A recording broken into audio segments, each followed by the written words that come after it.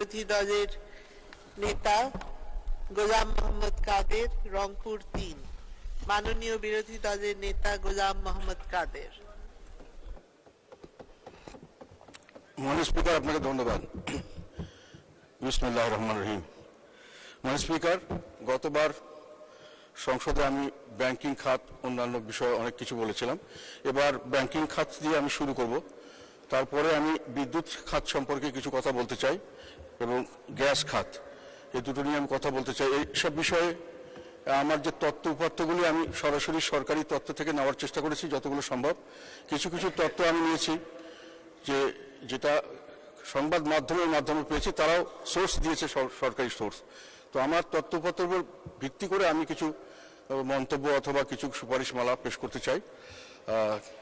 তো সেখানে যদি আমাদের যে ডাটাগুলো আমরা ইউজ করেছি সেখানে কোনো ভুল ত্রুটি থাকতেই পারে, যেহেতু আমি যেটার থেকে করেছি অনেক সময় সংবাদ মাধ্যম থেকে করেছি।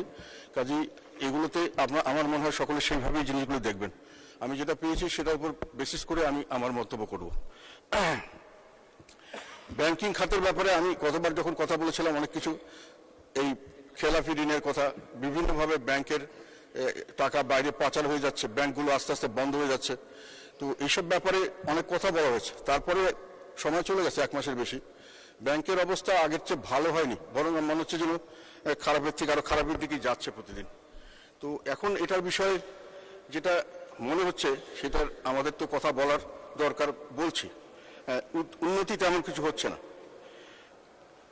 এই বিষয়ে একটা কথা আমি এখানে একটু কোট করতে চাই, একটা আমার কাছে ভালো লেগেছে, খুব প্রাসঙ্গিক। একজন আমাদের সাবেক তত্ত্বাবধায়ক সরকার উপদেষ্টা, বিশিষ্ট অর্থনীতিবিদ হোসেন জিল্লুর গত 4 মে একটা জায়গায় সেমিনারে রাজনীতি অর্থনীতি বাংলাদেশ এখন, এই ব্যাপারে কিছু কথা বলেছেন। কথাগুলো খুব প্রাসঙ্গিক জন্য আমি একটু কোট করতে চাই মাননীয় স্পিকার। উনি বলেছেন, কোট, ব্যাংকিং খাতে নীতি তৈরি করা হচ্ছে নির্দিষ্ট কোনো দুর্নীতি করার জন্য। দুর্নীতি এখন আমাদের সিস্টেমে, ব্যবস্থাপনায় যুক্ত হয়ে গিয়েছে। তিনি আরো বলেছেন, কোট, গত 15 বছরে দেশের রাজনীতি অর্থনীতির মধ্যে সম্পর্কটা কেমন হয়েছে তার একটি বিশ্লেষণ হওয়া প্রয়োজন। আমরা শুনে থাকি উন্নয়ন হয়েছে, দুর্নীতি হয়েছে। এমন কথা প্রচলন আছে মাঠে যে উন্নয়ন হলে দুর্নীতি কিছুটা হবে, কিন্তু দুর্নীতি এখন আমাদের ব্যবস্থাপনায় যুক্ত হয়ে গেছে। দুর্নীতি বেড়ে যাওয়ার আরেক কারণ জবাবদিহিতা না থাকা। সরকার ও প্রশাসনের জবাবদিহিমূলক আচরণ অনুপস্থিত হওয়ার কারণ হচ্ছে আমাদের নির্বাচনী ব্যবস্থা। মন্তব্য করে তিনি বলেন, শুধু 7ই জানুয়ারি নির্বাচন নয়, অতীতের ধারাবাহিকতায় দেখেছে নির্বাচনী ভোটটা অনুপস্থিত হয়ে গেছে। মাননীয় স্পিকার, এটা তার কথা। যশোরের হাইটেক পার্ক এখন কমিউনিটি সেন্টারের জন্য ভাড়া দিতে হচ্ছে। মন্তব্য করে জিল্লুর রহমান বলেন, গত 15 বছরে উন্নয়নের অর্থায়নটা ঋণ নির্ভর হয়ে গেছে। উন্নয়ন খরচের অদক্ষতা অনেক বেড়ে গেছে। একদিকে ঋণ নির্ভর উন্নয়ন, আমাদের ব্যবস্থাপনা একীভূত হয়ে গেছে। ব্যাংকিং খাতে নিয়ম নীতি তৈরি হচ্ছে দুর্নীতির প্রয়োজনে। নীতি তৈরি করা হচ্ছে নির্দিষ্ট কোনো দুর্নীতি করতে। দুর্নীতি ধরা পড়লেও তাদের বিচার হচ্ছে না। মন্তব্য করে তিনি বলেন, আপনি দুর্নীতি করছেন, সমস্যা নেই, বলা হচ্ছে করিস না। যেভাবে দুর্নীতি আমাদের সিস্টেমে একীভূত হয়ে গেছে। বৈদেশিক মুদ্রার রিজার্ভ ধরে রাখতে পারছি না, আমদানি নিয়ন্ত্রণ করা হচ্ছে। এগুলো অদক্ষ অর্থনীতির কুশাসন। এর পরিণতি সম্পর্কে তিনি বলেন, সামষ্টিক অর্থনীতিতে এক ধরনের শূন্যতা তৈরি আবার দেখতে পাচ্ছি। আর্থিক হিসাবে কিন্তু ঘাটতি এখনো আছে। কর্মসংস্থানের জন্য শিক্ষিত যুবকরা দেশ ছাড়ছেন। এতে ব্রেন ড্রেন হচ্ছে, মধ্যম আয়ের দেশে পরিণত হওয়ার সময়টি আকাঙ্ক্ষিত নয়। আনকোট। মানে স্পিকার, এই ব্যাংকিং খাত নিয়ে কথাটা যেহেতু এসছে, আমি সেই জন্যই আবার এখানে বলতে চাই যে আমার কাছে একটা এনআরবিসি ব্যাংক, তাদের 13 জন স্টক স্পন্সর, উদ্যোক্তা পরিচালক এবং পরিচালক, তারা শেয়ার হোল্ডার পরিচালক, তারা আমাকে একটা পত্র দিয়েছে 30 এপ্রিল 2024। সেখানে তারা আমাকে বলেছেন যে এই ব্যাংকটা দুর্নীতিতে ডুবে যাচ্ছে। বিভিন্নভাবে আমরা অনেক আশা করে এখানে অনেক লগ্নি করেছি, অনেক টাকা এখানে দিয়েছি, কিন্তু এই ব্যাংকটার যে অবস্থা দেখা যাচ্ছে, এই টাকা আমরা ভবিষ্যতে আর এই ব্যাংক থাকবে কিনা, আমরা টাকা পাবো কিনা জানি না। তো সেই কারণে তারা আমার কাছে কিছু করার জন্য দিয়েছেন। এখন আমার তো করার এখতিয়ার খুবই কম। আমি সংসদের যেহেতু আছি, বিরোধী নেতা হিসাবে সংসদে হয়তো তুলে ধরতে পারি। সেই কারণে আমি এখানে জিনিসটা তুলে ধরতে চাচ্ছি। ওনারা যেটা বলেছেন সেটা হলো, ওনারা এখন বিভিন্নভাবে ওনাদের সমস্যাগুলো সম্পর্কে ওনারা ব্যাংকের গভর্নর, ডেপুটি গভর্নর ইত্যাদিকে বলেছেন প্রায় মার্চ মাসে 2022 সালে বিভিন্ন সময় বলার পরে এটার ব্যাপারে গভর্নর সাহেব কিছু অ্যাকশনও নিয়েছিলেন এবং তারপরে একটা বাংলাদেশ ব্যাংকের financial integrity and customer services department vigilance and anti fraud division হতে বিশেষ পরিচালনা টিম গঠন করে পরিচালনা পরিষদ করা হয় এবং এটা একটা ইন্সপেকশন টিম করে ইন্সপেকশন করা হয়েছে। সেখানে প্রায় 15 দিন ইন্সপেকশন করার পরে সেই টিম একটা রিপোর্ট দিয়েছে এবং সেখানে অনেক অভিযোগকে তাদের জানা মতো এবং তারা আমাকে যেটা বলতে চেয়েছে নিশ্চিত করেছেন যে অনেক অভিযোগ প্রমাণিত হয়েছে এবং তারা সেখানে সুপারিশ করেছেন কিছু সুনির্দিষ্ট এখানে অ্যাকশনে যাওয়ার জন্য, কিন্তু এই বিষয়ে আর কোনো পদ্মাবধি আর কোনো কিছু হয়নি। তারা আমাকে যে এখন কথা হলো সেখানে তারা বলছেন যে এখানে আমরা বলেছি কথাগুলো ব্যাংকের বর্তমান শীর্ষ নেতৃত্বের দুর্নীতি অনিয়মের কথা বলা হয়েছে তদন্ত প্রতিবেদনে। পরিচালকদের মালিকানাধীন প্রতিষ্ঠানের মাধ্যমে ব্যাংকের চুক্তিভিত্তিক নিয়োগ, কমিশন বাণিজ্য কর্মকর্তা নিয়োগ, চেয়ারম্যানের অবৈধভাবে দুটি কার্যালয় ব্যবহার, পছন্দের কর্মকর্তাদের অস্বাভাবিক ইনক্রিমেন্ট, পদোন্নতি, কেন্দ্রীয় ব্যাংকের আউটসোর্সিং নীতিমালা লঙ্ঘন, বাংলাদেশ ব্যাংকের উপর প্রভাব বিস্তারের জন্য বাংলাদেশ ব্যাংকের বড় কর্মকর্তাদের আত্মীয় স্বজনদের অভিজ্ঞতা ছাড়াই ব্যাংকে গুরুত্বপূর্ণ পদে নিয়োগ সহ বিভিন্ন অনিয়মের উপর বিস্তারিত রিপোর্ট করা হয়েছে বলে তারা আমাকে জানিয়েছে। সেটা ইন্সপেকশন রিপোর্টে বেরিয়েছে এবং সেটা তারা বলেছেন আমাকে যে তারা এটা জানেন যে তাদের এটা জানানো হয়েছে বাংলাদেশ ব্যাংকে, কিন্তু কোনো ব্যবস্থা নেওয়া হয়নি। তো দীর্ঘদিন অপেক্ষা করার পরে আমি যেটা বুঝতে পারলাম তাদের কথায়, তারা বিভিন্ন সংবাদ মাধ্যমে গেছেন, দৌড়ে দৌড়ে ঘুরেছেন এবং সেখানে বিভিন্ন পত্রিকায় বিশালভাবে খবর এসছে, সেগুলো আমাকে ওনারা কাটিং দিয়েছেন, আমি দেখলাম। সেটা হলো অক্টোবর মাস 2023 সালে আজকের পত্রিকা এসছে যিনি রক্ষক তিনি এখন ভক্ষক। তারপর আবার ডিসেম্বর 25 তারিখে প্রথম আলোতে এসছে এনআরবিসি ব্যাংকের বাজেয়াপ্তযোগ্য শেয়ারও বিক্রি, বাজেয়াপ্তযোগ্য শেয়ারও বিক্রি। কাল বেড়াতে এসে 2024 সালের 23 জানুয়ারি রাহুল গ্রাসে এনবিআরসি ব্যাংক। নিউ এজ এসছে 2024 সালের মার্চ মাসের 25 তারিখে এনআরবিসি ব্যাংক প্ল্যাগড বাই করাপশন ইররেগুলারিটিস। তারপর আপনার সমকালে এসছে চেয়ারম্যানের স্বেচ্ছাচারিত কবলে এনআরবিসি ব্যাংক 2014 সালের মার্চ মাসের 25 তারিখে 23 তারিখে। আর ডেইলি স্টারের 4টা রিপোর্ট হয়েছে, একটা হলো 23/3/24, একটা 22/3/24, একটা 22/3/24 দুটো হয়েছে, আর 21/3/24 হয়েছে। সেখানে হেডলাইনগুলো মানে পড়লেই বোঝা যায় যে কি অবস্থা। ডেইলি স্টার হচ্ছে dubious reward for a selected few, capital flight cover up, a cesspool of banking irregularities. cesspool এই কথাটার মানে আমি প্রথমে বুঝতে পারিনি, জঘন্য ব্যাপার আর কি, গান বোর্ডরুম। এখন কথা হলো যে এগুলোর পরে ওনারা যখন ওটার পরে কোনো কাজ হচ্ছে না দেখছেন, তখন ওনারা আমাকে চিঠি রেখেছেন কিছু করা যায় কিনা। তো আমার তখন মনে হলো যে আমাদের দেশের ব্যাংকগুলি যে আস্তে আস্তে রুগ্ন হয়ে যাচ্ছে এবং ব্যাংকগুলি যে আস্তে আস্তে ধ্বংসের পথে যাচ্ছে, এটা একটা ভালো উদাহরণ যে এই ধরনের একটা কারণ এইভাবে হয়তো একটা ব্যাংক এদের মালিক যারা স্পন্সর ডাইরেক্টরস তারা চেষ্টা করে যাচ্ছেন বিভিন্নভাবে যে কোনো ক্রমে এটাকে ঠেকানো যায় কিনা। তারা ঘরে ঘরে ঘুরছেন, দূরে দূরে ঘুরছেন এবং তারা হলেন আমাদের দেশের প্রবাসী, দেশি মানুষ বিদেশি থেকে বিদেশে উপার্জন করেন এবং সেই উপার্জনের অর্থ দেশে পাঠিয়ে একটা এখানে দেশের উন্নয়নে তারা অংশগ্রহণ করার জন্য তারা এই কাজটি করেছেন এবং আমরাই তাদেরকে ডেকে নিয়েছি যে তোমরা টাকা পয়সা ইনকাম করছো বিদেশে, আমাদের দেশে ইনভেস্ট করো, দেশের উন্নয়নে কাজ করো। কিন্তু এসে তারা এখন যেটা অবস্থা হয়েছে, আমাকে যেটা বলেছেন তারা এখন বলছে ভাই আমাদের তো এখন ভিক্ষা চাইলে কুস্তা সামলা অবস্থা হয়ে গেছে, মানে আমাদের যেটা দিয়েছি সেটা আর ফেরত পাবো কিনা এটা নিয়ে আমরা অডিট হয়ে গেছি। তো এটা আমি মনে করি আমাদের দেশের ভাবমূর্তির জন্য এটা মঙ্গলজনক নয়। আর এই ধরনের কাজে যদি এরকম আমরা করতেই থাকি তাহলে ভবিষ্যতে আর কেউ এরকম ভাবে বিদেশ থেকে টাকা নিয়ে এখানে এসে ইনভেস্ট করতে চাইবেন না।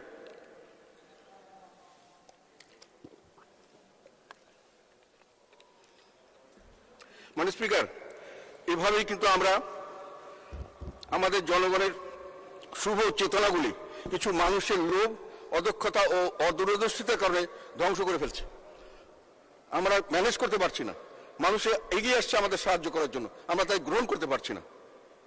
সেই জন্য আমি অনুরোধ করছি এনআরবিসি ব্যাংকের অনিয়ম, অব্যবস্থাপনা, দুর্নীতি যে অভিযোগ সেগুলো খতিয়ে দেখার ব্যবস্থা নেওয়া উচিত। আমার ধারণা বাংলাদেশ ব্যাংক অথবা অর্থ মন্ত্রণালয় যেটা ব্যাংকিং বিভাগ তাদের এটা দায়িত্ব। আমি প্রত্যাশা করব যে এই ভুক্তভোগীদের যে উদ্বেগ তার প্রমোশনের জন্য প্রশমনের জন্য তারা কিছু কাজ করবেন, নিরসনের জন্য তারা কিছু উদ্যোগ নেবেন। মানে স্পিকার, এবার আমি বিদ্যুৎ সেক্টর সম্পর্কে যদি কথা বলতে চাই। আমি কতগুলো স্লাইড তৈরি করেছিলাম কিন্তু দুর্ভাগ্যবশত স্লাইডগুলি বোধহয় চলছে না, না হলে কাজটা দেখাতে খুব অসুবিধা হবে, তবু আমি চেষ্টা করবো বলার জন্য। এটা কিছুদিন আগেও আমরা দেখলাম, মানে লোডশেডিং হচ্ছে শহরের তুলনায় গ্রাম অঞ্চলে বেশি লোডশেডিং, শিল্প অঞ্চলেও লোডশেডিং হয়েছে। এটা নিয়ে কথা হয়েছে, সংসদে অনেক কথা হয়েছে। আমরা যেটা জানলাম পরবর্তীতে খোঁজ খবর নিয়ে, যে আমাদের দৈনিক প্রয়োজন হয় 13 থেকে 17,000 মেগাওয়াট, আর উৎপাদন হচ্ছে 13 থেকে 15,000 মেগাওয়াট। 29 এপ্রিল সবচেয়ে বেশি, লাস্ট এটা রিপোর্ট পেলাম যে 3,000 মেগাওয়াটের বেশি লোডশেডিং হয়েছে। এখন এই কারণে আমার মনে হলো যে এই এতদিন থেকে আমরা অনেকভাবে এই পাওয়ার সেক্টরটাকে ডেভেলপ করার চেষ্টা করছি, অনেক ধরনের সুযোগ সুবিধা দেওয়া হচ্ছে পাওয়ার সেক্টরে, কিন্তু আলটিমেটলি কি লাভ হলো এটা একটা মূল্যায়ন করা উচিত বলে আমি মনে করেছি, সেই জন্য এগুলো করেছি। সেটা দেখা যাচ্ছে যে আমি খোঁজ নিয়ে দেখলাম যে অনেকে বলছেন না লোডশেডিং হচ্ছে না, সংসদে প্রশ্ন আসছে, মন্ত্রী বলেছেন, মাননীয় মন্ত্রী বলছেন লোডশেডিং হচ্ছে না। তো আমি নিজে বিভিন্ন জায়গায় টেলিফোন করলাম, বিভিন্ন জায়গায় খোঁজ নিলাম, নিউজ পেপার কাটিং দেখলাম সব জায়গায়। সেখানে দেখা গেল যে বিভিন্ন পত্রিকার ঢাকা পাওয়ার ডিস্ট্রিবিউশন কোম্পানি এবং ঢাকা ইলেকট্রিক সাপ্লাইয়ের তথ্য অনুযায়ী রাজধানী ঢাকায় বিদ্যুৎ সরবরাহের কোনো ঘাটতি ছিল না। শুধু এরা বলছে যে কিছু এলাকায় বিদ্যুৎ বিভ্রাট হচ্ছে গ্রিড ত্রুটির কারণে। 29 এপ্রিল বসুন্ধরার পাশাপাশি এলাকায় কয়েক ঘন্টা বিদ্যুৎ সরবরাহ পারেনি ডেস্কো, এটা তারা স্বীকার করেছে। যেটা কিন্তু লোডশেডিংটা শহরে হয়নি, ঢাকার বাইরে বিদ্যুৎ সরবরাহ করে পাওয়ার ডিস্ট্রিবিউশন কোম্পানি পিডিবি, তারপরে করে west zone power distribution company, northern electric supply company এবং রুরাল ইলেকট্রিফিকেশন বোর্ড। এর মধ্যে দেশের অধিকাংশ গ্রামাঞ্চলে বিদ্যুৎ সরবরাহ করে রুরাল ইলেকট্রিফিকেশন বোর্ড। লোডশেডিংয়ে ভুগছে এই সংস্থায় মূলত, এবং এই গ্রাহকদের 55% আপনার লোডশেডিং বিদ্যুৎ পায়নি এই সময়টায়। তীব্র দাবদাহের ওঠায় গ্রামাঞ্চলের মানুষ সবচেয়ে বেশি লোডশেডিং ভোগ করেছে। আইবি সূত্রে বলছে লোডশেডিং হচ্ছে রংপুর, ময়মনসিংহ, কুমিল্লা, রাজশাহী, সিলেট অঞ্চল ছাড়াও ঢাকার আশেপাশের জেলা এবং বরিশালে, ব্রাহ্মণবাড়িয়া, ফেনী জেলায় এসব এলাকায় 8 থেকে 10 ঘন্টা লোডশেডিং করতে হয়েছে তীব্র দাবদাহের মধ্যে। শিল্প কারখানায় লোডশেডিং না করার জন্য সরকারের নির্দেশনা ছিল, তা থাকলেও এটা পুরোপুরি মানা হয়নি। গাজীপুর মহানগরের নওজোর এলাকার তোহা ফ্যাশন লিমিটেড কারখানা মহাব্যবস্থাপক কবিরুল হাসান বলেন 6-7 ঘন্টা লোডশেডিং থাকে। জেনারেটর চালু রাখলে মাসে 15 লাখ টাকার ডিজেল লাগতো, এখন 30 থেকে 35 লাখ টাকা ডিজেল খরচ করতে হচ্ছে। বগুড়া বিসিক শিল্প মালিক সমিতির সভাপতি আজিজুর রহমান বলেন স্বাভাবিক সময়ের চেয়ে শিল্প কারখানায় উৎপাদন অর্ধেক কমে গেছে। বগুড়া পল্লী বিদ্যুৎ সমিতি 1-এর মহাব্যবস্থাপক মনোয়ারুল ইসলাম ফারাজি বলেন গড়ে 30% বিদ্যুৎ সরবরাহ কম পাচ্ছি, দিনে রাতে 8 ঘন্টা পর্যন্ত লোডশেডিং হচ্ছে। 2010 সালে বিদ্যুৎ ও জ্বালানি সংকট মোকাবেলার জন্য 2 বছর, এখন আমি এটা সমস্যাগুলো বললাম যে লোডশেডিং বন্ধ হয়নি, আমাদের বিদ্যুৎ খাতের যেটা সমস্যা এখনো রয়ে গেছে, সেখানে আমরা কি থেকে শুরু করেছিলাম এটা নিয়ে আমি বলতে চাই মাননীয় স্পিকার। 2010 সালে বিদ্যুৎ ও জ্বালানি সংকট মোকাবেলার জন্য তখন একটা এই ধরনের বিরাট লোডশেডিং এর অবস্থা হয়ে গেছিল, ঘরে ঘরে একেবারে মানে কেরোসিনের লাঠি দিয়ে আমাদের ঘর চালাতে হচ্ছে, অনেক জায়গায় অনেক সমস্যা হচ্ছিল। সেই সময় বিশেষভাবে বিদ্যুৎ জ্বালানি দ্রুত সরবরাহ বৃদ্ধি বিশেষ আইন করা হয়। 2012 সালে 2 বছরের জন্য করা হয়েছিল, 2012 সালে 2 বছরের জন্য এটাকে আবার বাড়ানো হয়, 2014 সালে 4 বছরের জন্য বাড়ানো হয়, 2018 সালে 3 বছর এবং সবচেয়ে 2021 সালে 5 বছরের জন্য আইনের মেয়াদ বাড়ানো হয়েছে। এর ফলে 2026 সাল পর্যন্ত আইনটি কার্যকর থাকবে। মাননীয় স্পিকার, এই আইনে এখন বিধান করা হয়েছে যে বিদ্যুতের জন্য জ্বালানি আমদানি অথবা বিদ্যুৎ কেন্দ্র স্থাপন অথবা বিদ্যুৎ ও জ্বালানি খাতে অন্য যে কোনো কার্যক্রম গৃহীত কোনো ব্যবস্থা, আদেশ বা নির্দেশের বৈধতা সম্পর্কে কোনো আদালতের কাছে প্রশ্ন উত্থাপন করা যাবে না। এই আইনের আওতায় বিনা টেন্ডারে, বিনা দরপত্রে ভাড়াভিত্তিক বিদ্যুৎ ক্রয়, এলএনজি তরলীকৃত প্রাকৃতিক গ্যাস আমদানি, বিনা দরপত্রে গ্যাস বিদ্যুতের সঞ্চালন ও বিতরণ, অবকাঠামোগত নির্মাণ করার সুযোগ দেওয়া হয়েছে। মাননীয় স্পিকার, এই আইন অনুসারে বিদ্যুৎ ও সেজন্য ব্যবহার্য জ্বালানি সংক্রান্ত কেনাকাটার সঙ্গে যুক্ত সরকারি কর্মকর্তাদের বিচারের আওতায় আনা যাবে না। এসব বৈশিষ্ট্যের কারণে এই আইনকে দায় মুক্তি আইন বলে অভিহিত করা যায়। মানে স্পিকার, প্রথমবার এই আইনটি করার সময় যে অবস্থা ছিল তাতে সকলেই মনে করছে এটা খুব দরকার এবং হওয়া উচিত। এখন প্রশ্ন হলো যে এই আইনটার উদ্দেশ্য ছিল কি? এক কথায় এই আইনটির লক্ষ্য উদ্দেশ্য ছিল যুক্তিসঙ্গত খরচে দেশব্যাপী নিরবিচ্ছিন্ন বিদ্যুৎ সরবরাহ নিশ্চিত করা। এই দায়িত্ব পালনকালে দায় মুক্তি আইন করে কর্তৃপক্ষকে অসীম ক্ষমতা প্রদান করা হয়েছিল।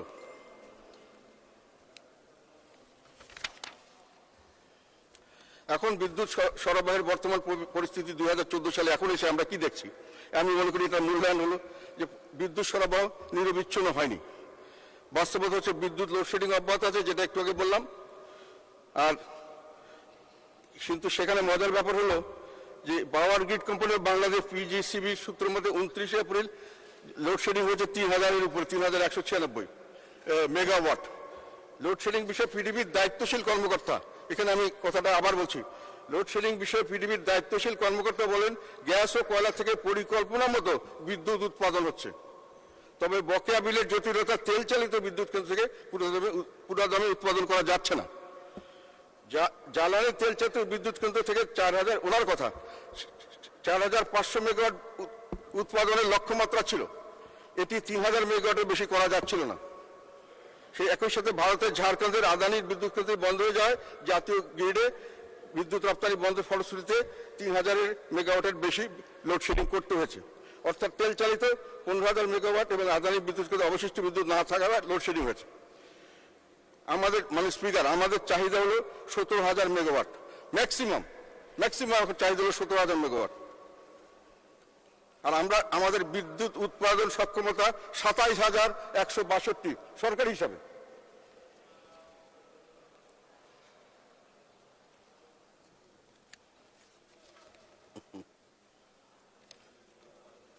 প্রয়োজনের চেয়ে 10,000 মেগাওয়াটের উপর উৎপাদন ক্ষমতা বিদ্যুৎ কেন্দ্র বসে আছে।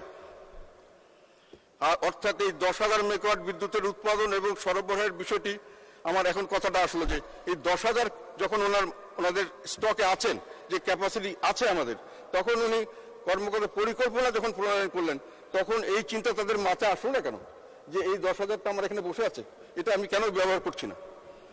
এই অতিরিক্ত উৎপাদনক্ষম বিদ্যুৎ কেন্দ্র বেসরকারি খাতে অনেক বেশি সুযোগ সুবিধা দিয়ে দেওয়া হচ্ছে শুধুমাত্র এই ধরনের পরিস্থিতি মোকাবেলা করে নিরবিচ্ছিন্নভাবে বিদ্যুৎ দেওয়ার জন্য।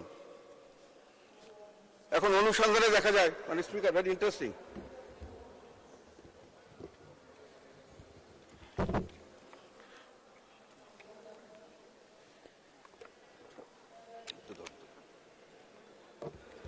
অনুসন্ধানে দেখা যায় যে এই ধরনের বেসরকারি মালিকানাধীন কেন্দ্রের একটি বড় অংশ কখনো বিদ্যুৎ উৎপাদন করেনি বা খুব ক্ষীণ সংখ্যক বিদ্যুৎ উৎপাদন করেছে, যেমন কোনো ক্ষেত্রে সক্ষমতার 1 থেকে 2%। এগুলো সরকারি হিসাব, স্পিকার, এটা আমার কথা না। অর্থাৎ কেন্দ্রগুলি অধিকাংশ সময় উৎপাদন বিহীন অলস সময় পার করেছে, সরকারি হিসাব। 2018 থেকে 22 পর্যন্ত কিছু বিদ্যুৎ কেন্দ্রে কোনো উৎপাদন করেনি, কিন্তু তাদের পরিচালনার সকল ব্যয় সরকার বহন করেছে। তাদের একটি তালিকা নিচে দেওয়া হলো, আমি জানি না তালিকা, হ্যাঁ, উৎপাদন শূন্য বিদ্যুৎ কেন্দ্র। অর্থ বছর 2017-18-তে সরকারি 12টি, বেসরকারি 7টি, এটা বসেছিল, একটা বিন্দু উৎপাদন করেনি। তাদেরকে দেওয়া হয়েছে, ফিক্স খরচ দেওয়া হচ্ছে 253 কোটি টাকা বছরে। 2018-19 সালে 12টি সরকারি এবং 13টি বেসরকারি বসেছিল, তাকে দেওয়া হচ্ছে 778 কোটি টাকা খরচ করা হয়েছে তাদের পিছনে। 2019-2020 সালে সরকারি ছিল 18টি, বেসরকারি 3টি বসেছিল, সম্পূর্ণ কোনো উৎপাদন করেনি, তাদেরকে দেওয়া হচ্ছে 1724 কোটি টাকা। এগুলো আমি সরকারি হিসাব থেকে বলছি, ডেইলি স্টারে টেস্টে, আমি জানি না সত্য না হলে সেটা খবর বের করা যাবে হয়তো। আমার কাছে যেটা খবর আছে সেটা এটি। 2020-21-এ 15টি সরকারি, বেসরকারি নাই 3300, এটা বসেছিল 3034 কোটি টাকা, 334 কোটি টাকা তাদেরকে দেওয়া হয়েছে। 21-22-এ 13টি সরকারি, 3টি বেসরকারি বসেছিল, 733 কোটি দেওয়া হয়েছে। টোটাল 3822 কোটি টাকা দেওয়া হয়েছে। একটা পয়সা, একটা দিন, একটা কোনো বিদ্যুৎ উৎপাদন করা হয়নি। আবার 2021 থেকে 22 সাল পর্যন্ত দেশে 151টি বিদ্যুৎ কেন্দ্র ছিল, তার মধ্যে 22টি সরকারি ও 26টি বেসরকারি, অর্থাৎ সর্বমোট 68টি বিদ্যুৎ কেন্দ্র গত 5 অর্থ বছরে তাদের উৎপাদন সক্ষমতার 10% বা তার চেয়ে কম বিদ্যুৎ উৎপাদন করেছে, কিন্তু উৎপাদন না করে তাদেরকে পুরোপুরি ক্যাপাসিটি চার্জ সম্পূর্ণভাবে দিতে হয়েছে। এখন কথা হলো, আগে বলেছি, বর্তমানে দেশে বিদ্যুৎ উৎপাদন ক্ষমতা দাঁড়িয়েছে সরকারি হিসাবে 27162 মেগাওয়াট। এর মধ্যে 13500 মেগাওয়াট পর্যন্ত সাধারণত ব্যবহার করা হয়, কিন্তু সম্প্রতি এই হঠাৎ করে খুব গরম পড়াতে ব্যবহারটা বেড়ে গেছিল 16477 বা 17000-এর মতো। সেটাতে উৎপাদনের রেকর্ড করা হয়েছে প্রায় 1000 বেশি মেগাওয়াট উৎপাদন ক্ষমতা বিদ্যুৎগুলি, প্রায় 10,000 এর বেশি মেগাওয়াট ক্ষমতা সম্পন্ন বিদ্যুৎ কেন্দ্রগুলি বসেছিল। এ ধরনের বিদ্যুৎ কেন্দ্রগুলি উৎপাদন ছাড়াই ক্যাপাসিটি চার্জ প্রদান করা হচ্ছে। যদি তাদের উৎপাদন সক্ষমতা ব্যবহার যদিও অনেক সময় তাদেরকে দরকার ছিল, একটু আগে যেটা বললাম, কিন্তু অজ্ঞাতের কারণে সেটি করা হয়নি। আশঙ্কা এগুলি সত্যিকার অর্থে এই বিদ্যুৎ কেন্দ্রগুলি কি সচল ছিল কোনো সময়, বা সচল অবস্থায় আছে এখনো? অনেকে ঠাট্টার ছলে বলেন অনেক সময় যে কোনো খেলনা কেন্দ্রে বসিয়ে দেওয়া হয়েছে, যেহেতু না চালিয়ে বিদ্যুৎ উৎপাদন না করে পয়সা পাওয়া যায়, তো বিদ্যুৎ কেন্দ্রের দরকার কি? বলা হয় বাংলাদেশ পাওয়ার ডেভেলপমেন্ট বোর্ড প্রতি বছর উৎপাদন খরচের চেয়ে কম দামে বিদ্যুৎ বিক্রি করার কারণে ব্যাপক ক্ষতির সম্মুখীন হচ্ছে। এটা একটা আমরা জানি যে বিদ্যুতের লস হচ্ছে, পিডিবি অনেক লস করছেন, এবং এই লসটার কারণ হলো আমরা যে উৎপাদন খরচ করছি আর তার চেয়ে আয় করছি, তার চেয়ে যে রেটে দিয়ে আয় করছি সেই রেটে আয় করে আমাদের পোষাতে পারছি না। আমাদের সরকারি পাবলিক কোষাগার থেকে আমাদেরকে ভর্তুকি দিতে হয়। সেই ভর্তুকি দেওয়া হয়েছে 23-24 সালে বিদ্যুৎ খাতে ভর্তুকি নির্ধারণ করা হয়েছিল 39,406 কোটি টাকা। কিন্তু দেখা যাচ্ছে সে সময় পাওয়ার স্টেশনগুলোকে সেই ক্যাপাসিটি চার্জ দেওয়া হচ্ছে 32,000 কোটি টাকা। সেটা বলা হয় মোট ভর্তুকির 81% এই খালি ক্যাপাসিটি চার্জ দেওয়ার জন্য দেওয়া হয়েছে, এবং এই 81%-এর জন্যই আমাদের বিদ্যুৎ পিডিবি লস করছে, এবং এই লসটা ম্যানেজ করার জন্য আমাদেরকে ভর্তুকি দিতে হচ্ছে। এখন ভর্তুকি উঠিয়ে দেওয়ার ব্যবস্থা করা হয়েছে, যে ভর্তুকি উঠিয়ে দেওয়া হবে লস কমানোর জন্য। ভর্তুকি উঠলে গ্রাহকরা এই টাকাটাই দিবেন। কিন্তু আমার কথা হলো সেই একই জিনিস, এই লসটা যেহেতু হচ্ছে ক্যাপাসিটি চার্জ এক্সট্রা ভাবে দেওয়ার জন্য, তো এখন যে আমি যেভাবেই টাকা তুলি ওইখানে খাতেই তো যাবে, এবং বারে বারে যখন দাম বাড়িয়ে তুলবো গ্রাহকদের, তখন তো মনে হবে যে আমি তো এই ক্যাপাসিটি চার্জ দেওয়ার জন্যই দাম বাড়াচ্ছি। ক্যাপাসিটি চার্জ যদি আমাকে না দিতে হতো বা কম দিতে হতো যদি আমি, তাহলে আমার দাম এত বাড়াতে হতো না। এখানে আরেকটা কথা আছে, সেটা হলো যে ক্যাপাসিটি চার্জ সামনে আরো বেশি দিতে হবে। অনেকে আমাকে বলেছেন যে আরো কয়েকটি বিদ্যুৎ কেন্দ্র অলরেডি প্রোডাকশনে গেছে এবং যাচ্ছে সামনে, যেগুলোর ক্যাপাসিটি চার্জ আসবে যদি আমরা ব্যবহার না করি। যেহেতু এখনই আমরা ব্যবহার করতে পারছি না, সামনেও ব্যবহার করতে পারবো না। সেখানে বলছে যে দুটো গ্যাস চালিত বিদ্যুৎ কেন্দ্র উৎপাদন গেছে, মেঘনাঘাটের সামিট এবং ইউনিক গ্রুপের প্ল্যান্টের ক্ষমতা দিয়েছে 1167, এটা এক্সট্রা যোগ হয়েছে। আবার একটা রিলায়েন্স গ্রুপের 718 মেগাওয়াট একটি বিদ্যুৎ কেন্দ্রের উৎপাদন শুরুর অপেক্ষা আছে, যে কোনো সময় উৎপাদন হবে। তাহলে এর জন্য আবার ক্যাপাসিটি চার্জ দিতে হবে। তাহলে যেটা দাঁড়ালো আলটিমেটলি আমাদের জনগণের অর্থে ভর্তুকির প্রয়োজন হয়েছিল পিডিবির লোকসান কমানোর জন্য। বাস্তবে ক্ষতির কারণ ছিল পিডিবির লোকসান, কারণ ছিল বেসরকারি ভাড়া করা বিদ্যুৎ কেন্দ্রের ক্যাপাসিটি চার্জের জন্য। এখন বিদ্যুতের দাম বাড়িয়ে গ্রাহকদের কাছে সরাসরি বোঝা চাপিয়ে ভর্তুকির অঙ্ক কমানো হচ্ছে ঠিকই, কিন্তু বাড়তি দাম দিয়ে যে টাকাটা বাড়তি উঠানো হচ্ছে সেই অধিকাংশ একই খাতে অথবা ক্যাপাসিটি চার্জ হিসেবে ব্যবহার করা হবে। অর্থাৎ বিদ্যুৎ উৎপাদন না করে বসিয়ে রেখে বেসরকারি বিদ্যুৎ কেন্দ্রের জন্য তার মালিকদের বিদ্যুতের দাম বাড়িয়ে বাড়তি আদায়ের সিংহভাগই দেওয়া হবে। মানে স্পিকার, অন্য বললে বলা যায় বেসরকারি বিদ্যুৎ কেন্দ্র বসিয়ে রেখে যে ক্যাপাসিটি চার্জ ও অন্যান্য খরচ দেওয়া হচ্ছে সেটি বিদ্যুতের মূল্য বৃদ্ধির প্রধান কারণ।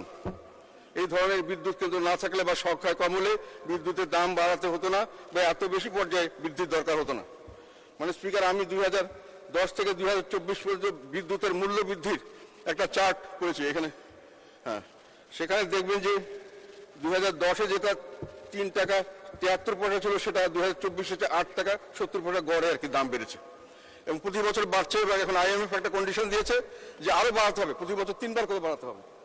এখন 3 বার করে বাড়ায় আমরা টাকা দেব, এবং এরপরে এই টাকাগুলি আসলেই হয়তো দরকার ছিল কিনা, এই যে ক্যাপাসিটি বড় করে ক্যাপাসিটি তৈরি করা যেটা প্রয়োজন ছিল কিনা, এটা আমার মনে হয় এটা বিবেচনার করার এবং পরীক্ষা করার দরকার এসে গেছে। আমি বিদ্যুৎ সম্পর্কে আর একটু কথা বলবো মানে স্পিকার, যেখানে আমাদের বিদ্যুৎ চাহিদা বর্তমানে 13,000 থেকে সর্বোচ্চ 17,000 মেগাওয়াট, সেখানে 27,000 মেগাওয়াটের উপরে সক্ষমতা তৈরি করা হলো কেন? আমার জানা মতো সক্ষমতা বৃদ্ধি অব্যাহত আছে। এত প্রচুর অর্থ ব্যয় হচ্ছে, দেশি বিদেশি ঋণ বাড়ছে। বিদেশি ঋণের প্রায় 20% নেওয়া হয় বিদ্যুৎ খাতের জন্য। বিদ্যুৎ খাতের ব্যবহার বাড়ার জন্য যে অর্থনীতির যে গতি, সেটা তো আমরা লক্ষ্য করছি না। ফলে প্রশ্ন, কোন প্রাক্কলন কি এস্টিমেটের ভিত্তিতে এই ডিমান্ড ক্যালকুলেশন করা, কোন ডিমান্ডের ভিত্তিতে এই এক্সট্রা ক্যাপাসিটি বাড়ানো হচ্ছে বা প্রোডাকশন বাড়ানো হচ্ছে? এটা আমার কাছে একটা প্রশ্ন। সাধারণ জনগণের হয়ে আমি এই প্রশ্নটা রাখতে চাই। অনেক বিশেষজ্ঞের মতে বিদ্যুৎ খাতে ক্যাপাসিটি চার্জ না করলে বিনিয়োগ আসবে না, এটা বলা হয়। কিন্তু অনেকেই আমাকে বলেছেন যারা বিশেষজ্ঞ ইলেকট্রিক লাইনে কাজ করেন, বলছে কথাটা সর্বতভাবে সত্য নয়। আমাদের দেশে আমার জানা মতে আমরা কোনো সময় চেষ্টাই করিনি যে ক্যাপাসিটি চার্জ না দিয়েও বিনিয়োগ আনা যায় কিনা। হয়তো দেখা যেত যেখানে আনার সম্ভাবনা ছিল, কিন্তু আমরা সেটা জানি না। বেসরকারি বিদ্যুৎ কেন্দ্রগুলি দেশীয় মালিকানাধীন। এখানে আরেকটা প্রশ্ন আসছে, বারে বারে এই কথাগুলি অনেক সময় অনেক জায়গায় আমি শুনি, কিন্তু তাদের বিদেশি মুদ্রায় পেমেন্ট করার কতটা যুক্তিসঙ্গত? তারা তো দেশীয় ব্যবসা করছে, দেশীয় সবাই আমরা ব্যবসা বাণিজ্য করলে, দেশের ব্যবসা করলে দেশেই টাকা পাবো, আমরা বিদেশি মূল্যে কেন দেবো? আর একটা জিনিস হলো,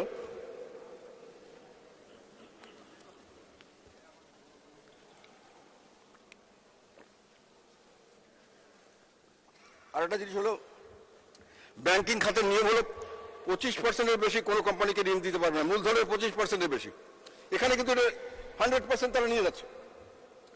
তো এই ধরনের এক্সট্রাঅর্ডিনারি সুযোগ দিয়ে ব্যাংকিং খাতের উপর একটা বাড়তি ঝুঁকির সৃষ্টি করা হচ্ছে কিনা, এটা আমার প্রশ্ন মানে স্পিকার। তো আমি এই বিদ্যুৎ খাত সম্পর্কে এইটুকুই বললাম মানে স্পিকার। আমার যদি কথার মধ্যে কোনো ভুল থাকে, এগুলো তথ্য ভুল থাকে, তার জন্য আমি দুঃখিত। তবে আমি মনে করি যে এগুলো যাচাই করা দরকার এসে গেছে মানে স্পিকার। এবার আমি প্রাকৃতিক গ্যাস সরবরাহ পরিস্থিতি নিয়ে কিছু কথা বলতে চাই।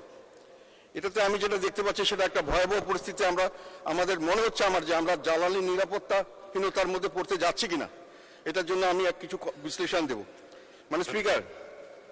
আমাদের দেশের প্রাকৃতিক গ্যাস সরবরাহ পরিস্থিতি হলো, দৈনিক গ্যাসের মোট চাহিদা 3880 million cubic feet per day.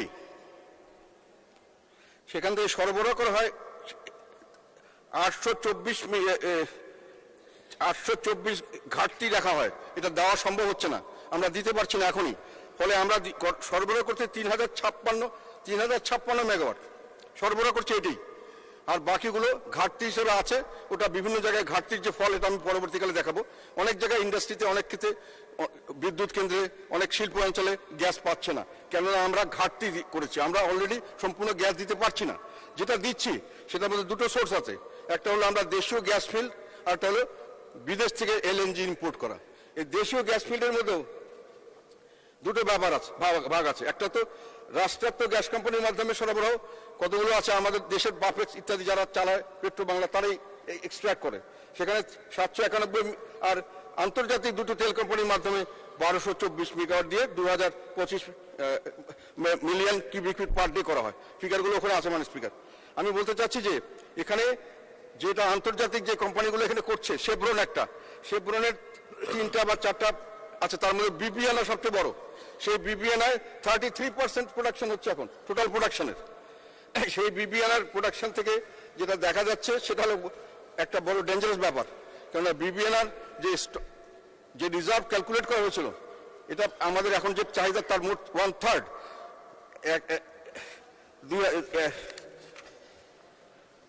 এটা এখন বিশাল একটা বিবিএনআই করছে 1016 মিলিয়ন, 1016 মিলিয়ন কিউবিক ফিট। এটাতে সার্ভে করে দেখা গেছে যে আমাদের এটার মজুদ যেটা ছিল প্রথমে হিসাব করা হয়েছিল 5.3 ট্রিলিয়ন কিউবিক ফিট, সেটা পরবর্তীকালে আবার অ্যাসেস করে 5.7 পাওয়া গেছে। তারপরেও আমাদের যে ব্যবহার করছে তার হিসাবে, সরকারি হিসাবে, এটা নভেম্বরের মধ্যে সম্পূর্ণ গ্যাস এক্সস্ট হয়ে যাওয়ার কথা, মানে এক্সস্ট হয়নি। এটা আমাদের সৌভাগ্য, 5-6 মাস চলছে, যে কোনো সময় এই গ্যাস ক্ষেত্রটি বন্ধ হয়ে যেতে পারে। তার মানে we are a very big risk. আমাদের একটা বিশাল অঙ্কের গ্যাস, এটা যে কোনো সময় বন্ধ হয়ে যেতে পারে, বিবিএনআই গ্যাস ফিল্ড। আর তাছাড়া কাজেই আমাদের যদি এটা কোনো কারণে বন্ধ হয়ে যায়, এগুলো আমি পেট্রো বাংলা থেকে অনেক চেষ্টা করে এই নিউজগুলো নিয়েছি, আমি জানি না সবাই জানেন কিনা, এগুলো হয়তো ভুল হলে আমি খুশি হব। কিন্তু বিবিএনআই তাদের লাইফ শেষ হয়ে গেছে, সার্ভে করে যে লাইফ ছিল সেই আবার পুনরায় সার্ভে করে যেটা পাওয়া গেছে, আগে ছিল সেপ্টেম্বর, এখন তারা বলছে নভেম্বর, এখন তারা বলছে নভেম্বরে সব শেষ, এখন আমাদের হিসাবে যে কোনো সময় এটা বন্ধ হয়ে যেতে পারে। তো সেখানে আমি যেটা বুঝতে পারছি সেটা হলো বর্তমানে ঘাটতি আছে আমাদের 824 মিলিয়ন কিউবিক ফিট।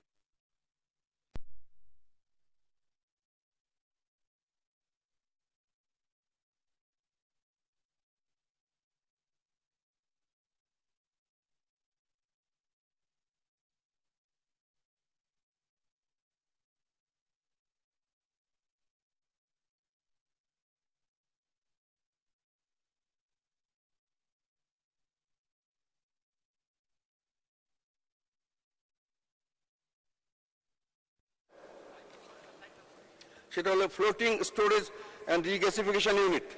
এটা এখন 500 মিলিয়ন কিউবিক ফিট করে দুটো আছে, সেই দুটো দিয়ে আমরা কাজ চালাচ্ছি। এখন এটা যদি আবার নতুন করে কিনতে হয় তাহলে আবার দুটোকে দিতে হবে, এবং যেটা আমাদের প্ল্যান্ট একটা তৈরি করা হচ্ছে অনশোর, এটা আরো 2-3 বছর লাগবে। আর এখন কথা হলো গ্যাস কিনে আনলে তো হবে না, গ্যাসটা কিনে আনে রিগ্যাসিফিকেশন করে যদি পাইপলাইনে দিতে হয়,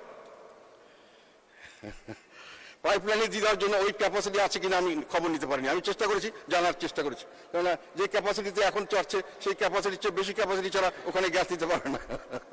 আমি কথাগুলো বলে যদি ভুল হয়, ভুল হতে পারে, কথা তো খুব বেশি বলার সুযোগ হয় না, কেননা আমি মনে করি যে আমাদের যেটা কনসার্ন এটা সারা জাতির কনসার্ন, সরকারের কনসার্ন, হয়তো সরকারি পর্যায়ে সবাই এটা জানেন না, সেই কারণে আমি মনে করি এটা বলা উচিত। যদি ভুল হয়, আমার তথ্যগুলো যদি সঠিক না হয় আমি খুশি হব।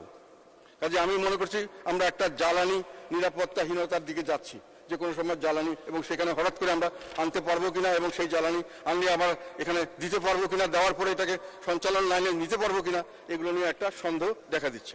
কাজে আমাদের কথা যেটা, সেটা হলো আমাদেরকে নতুন গ্যাস ফিল্ড অনুসন্ধান করতে হবে। কেন এখন দেখা যাচ্ছে যে আমাদের লোকাল, আমাদের যে লোকাল এক্সপার্টাইজ আছে, যারা আমাদের কোম্পানি, তারা অনেক সস্তা দরে অনেক ভালো গ্যাস উত্তোলন করতে পারে, আমি হিসাবে দেখলাম। আর যেটা ফরেন কোম্পানি এসে করছে তারাও ভালো সস্তা দরে দিতে পারে, তাদের খরচটা বেশি হয়। আমাদের রাষ্ট্র 4 বছর হিসাবে দেখা গেছে রাষ্ট্রায়ত্ত গ্যাস উত্তোলন কোম্পানি 26% গ্যাস সরবরাহ করে, খরচ করে মাত্র খরচের 5.25%। 5% দিয়ে 26% সরবরাহ করে, আর আন্তর্জাতিক গ্যাস উত্তোলন করে 40% সরবরাহ করে, যারা আমাদের দেশেই আন্তর্জাতিক কোম্পানি, কিন্তু মোট ব্যয়ের 17% মতো তাদের ব্যয় দিতে হয়। আর এলএনজি আমদানি করে আমরা 34% এখন ম্যানেজ করছি, 33 থেকে 34% আমাদেরকে 77% টোটাল খরচ এলএনজি থেকে দিতে হয়। কাজে আমাদের দেশের প্রোডাকশন করার উচিত ছিল, আগের থেকে চেষ্টা করা উচিত ছিল। এখন আমার মনে হয় এখন হাই টাইম এটা করা হচ্ছে। আমি কালকে দেখলাম যে কতগুলো কন্ট্রাক্ট দেওয়া হচ্ছে কোম্পানির সঙ্গে, কিন্তু সেখানে কতদিন লাগবে কি হবে আমি জানি না। আগে দিলে আরো ভালো হতো, কেননা তেল এলপিজির যেটা এলএনজির দাম, আমাদের দেশের থেকে গ্যাস করলে আমাদের যদি 1 ইউনিটে $1 থেকে $3 খরচ হয়, দীর্ঘমেয়াদী চুক্তিতে হচ্ছে এখন $12 1 ইউনিট, মানে হলো 1000 কিউবিক ফিট, 1 মিলিয়ন বিটিইউ। আর স্পট মার্কেট থেকে গেলে $35 থেকে $40 লাগে। সেটা যদি আমরা নিজের থেকে করি, অনেক অনেক সস্তা দরে আমরা করতে পারবো, এবং এটা এখন উত্তোলন করা দরকার। এবং সেখানে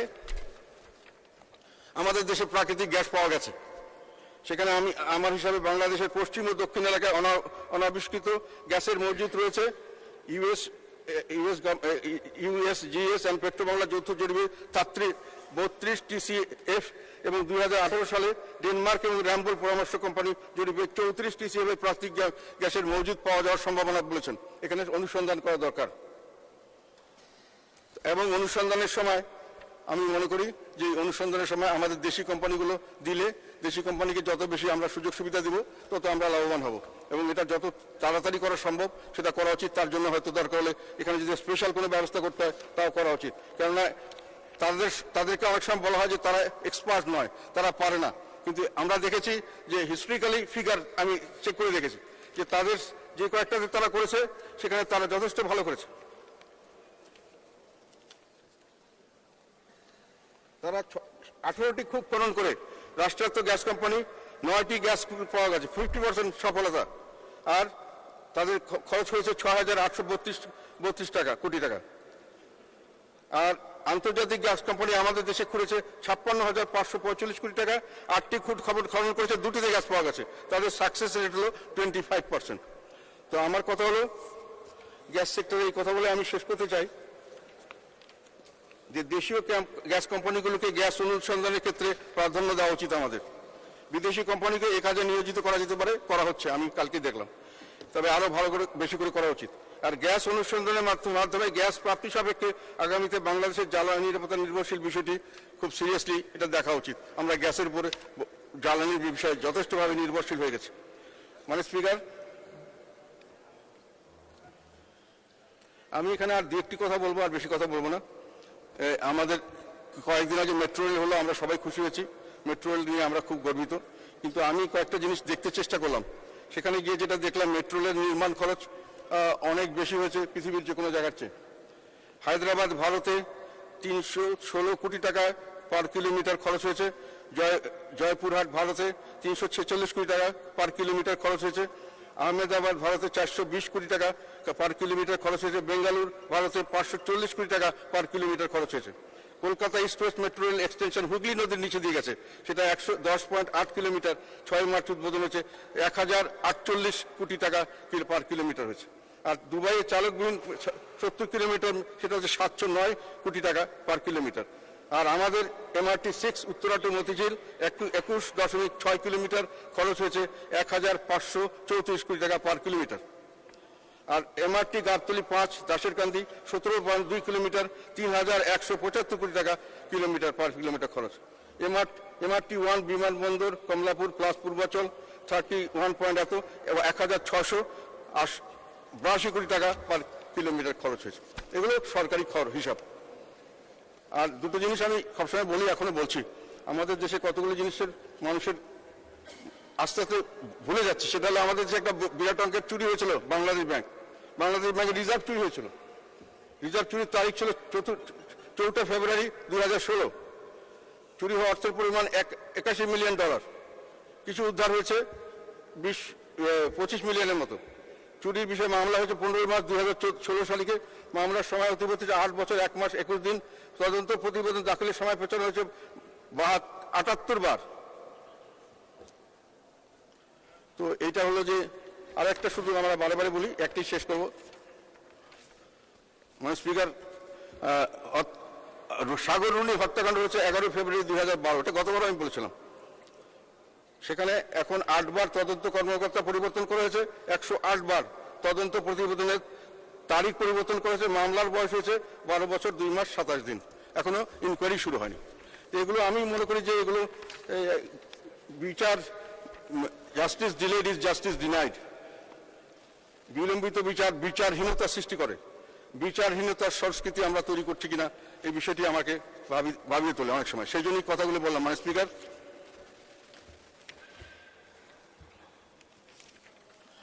স্পিকার, সংসদ কার্যক্রম সুষ্ঠুভাবে পরিচালনার জন্য আপনাকে ধন্যবাদ জানাচ্ছি।